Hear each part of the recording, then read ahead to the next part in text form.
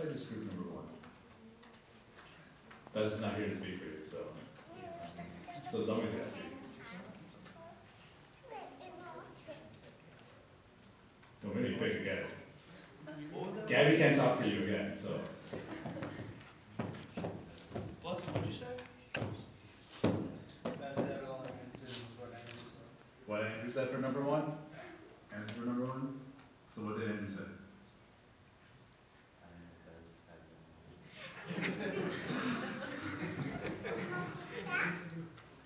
Try going to group number three.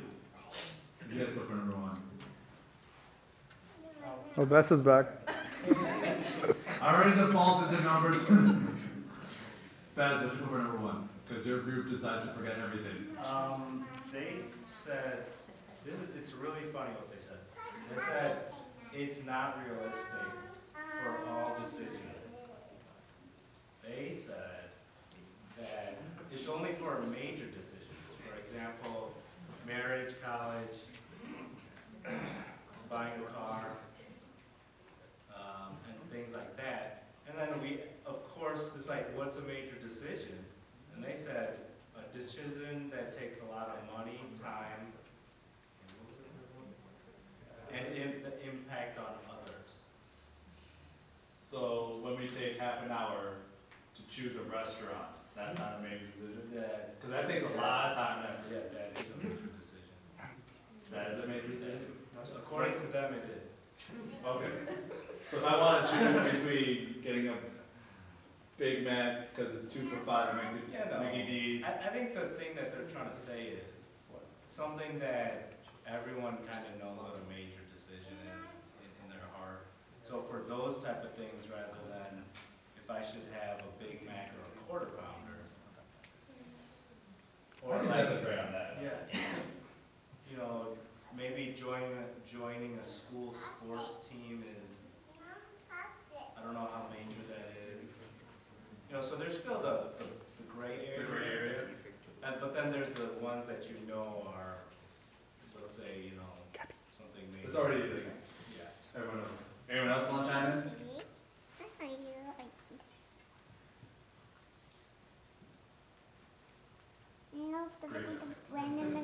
Alright, what about number two?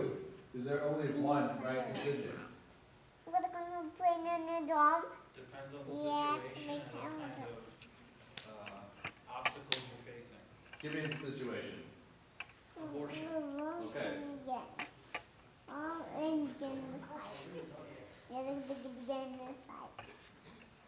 Is there only one right decision for abortion?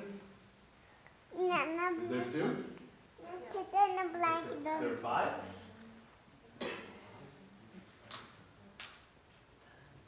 Is there infinite amount of decisions? Right decisions for? I think they're better than this. I mean, I think that's depends, right? I mean, it is. Based on, say, there was a medical thing that Lima was told. So please, the mother could die, right? Am I right? So the mother could die if they don't abort the baby. No, I think it's when both lives are at jeopardy. You have to make a decision. Yeah.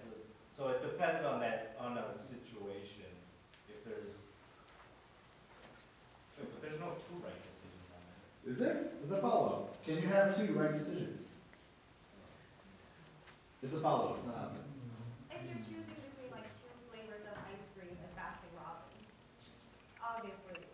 There's two right answers. There's 2 right answers. It's 2 answers. You're gonna win. It's ice cream. It's all relative too. Yeah.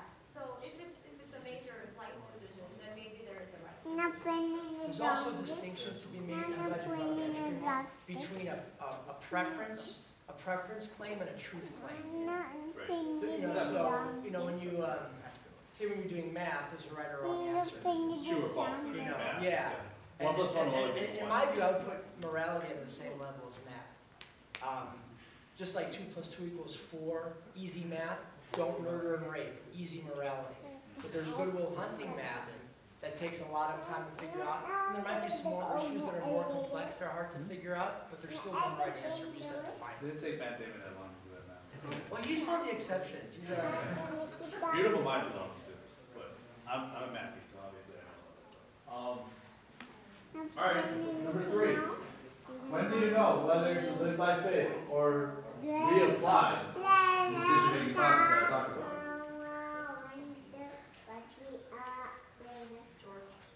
George?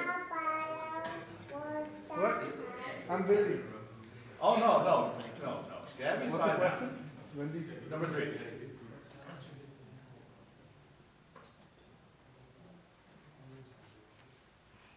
I think living by faith. I think if you really are saying you're living by faith, in some ways you are following that decision-making process that you laid out earlier. So you can't say that you live a life of bad moral values and then say something happens to you and say that hey, that's God looking out for me, everything's going to be great. It should be more like you got to have that decision-making process in place if you want to really live by faith. Anyone else?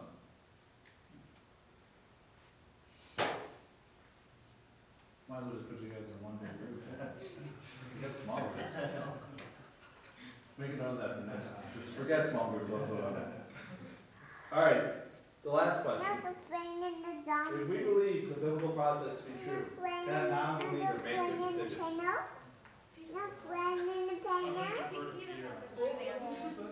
Also, by your group to defer to the Mine was a specific point about it. It wasn't as broad. Let's get some of the broader stuff and I'll offer something. anyone else? That's a, I know you guys didn't have. You guys were able to talk about it a little bit.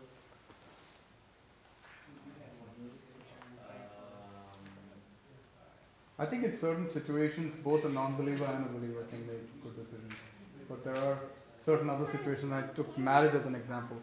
I think our decision-making process is going to be very different. A believer's decision-making process is going to be very different from a non-believer. So I don't think it's cut and dry that a non-believer and a believer. A non-believer always makes bad decisions. There are cases where I think both can make good decisions. Yes. So, Rintu? I said that, that's a big question, first of all. And second, it's the fact that, even though they're not Christian, their decision is not wrong. It's, our values and what we learn from others. And, we can't do nothing about it other than just pray for it. The fact that, let the non-believers, make the decisions. We can pray about it. We can't go and don't tell them, hey, you're making a decision because you're not the believer. But what we can do is we can pray about it that they, non-believers, make the good decisions. You guys have anything else? No, I'm just going to defer back to Peter. Peter had a good answer. What have you heard? you didn't hear. You're a wiretap. There's a couple quick things. Being made in the image of God, all of us, believer and non-believer alike. Even as we see in Romans 2, God's law being written on our heart. So we all know people who are not believers, but they still at times can make very good ethical, moral decisions. And sometimes my boat is rocked when I meet non-believers who seem to be more moral than believers, myself included. So it's like, oh, wait a minute. Number one. Number two,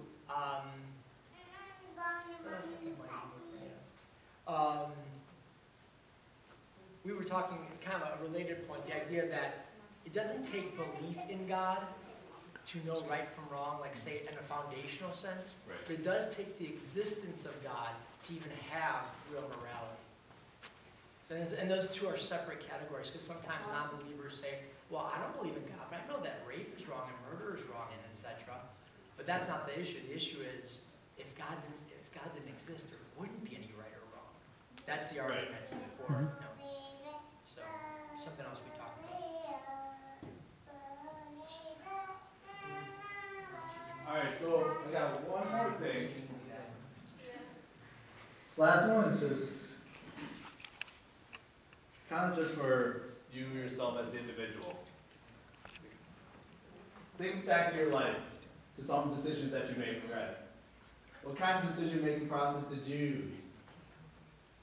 If you use a biblical process, would you have come to the same decision? You don't have to talk this out to your crew. I want this actually just for you individually. Just think about yourself.